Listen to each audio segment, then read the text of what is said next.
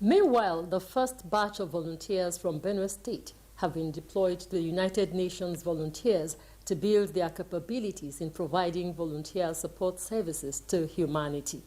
Governor Hyacinth Alia at the presentation ceremony urged them to be good ambassadors of the state in all their assignments. Elias Itia reports that the governor was represented by the Secretary to the State Government, Mrs. Deborah Abbey.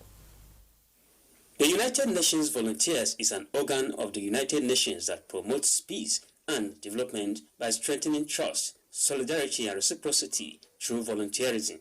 The deployment of the 8 volunteers from Benue State to the United Nations Volunteers is to enhance their knowledge in various endeavors of community and humanitarian services. Governor Hyacinth Alia, represented by the Secretary to the State Government, Deborah Abbey, said the initiative is a demonstration of the present administration in impacting lives, especially the needy.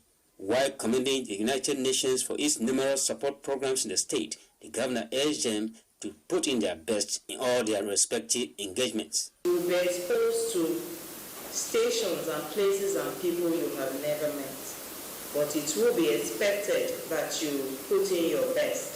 For the United Nations, the initiative is a product of the partnership with the state government to empower its citizens in professional fields of humanitarian services.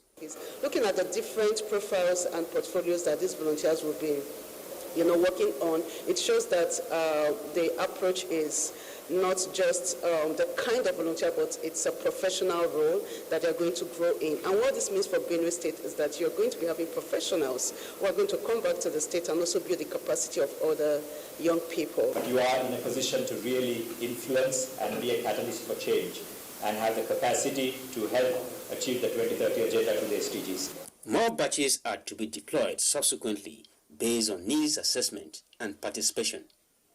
In Makudi, Elias Itiaf, NTA News.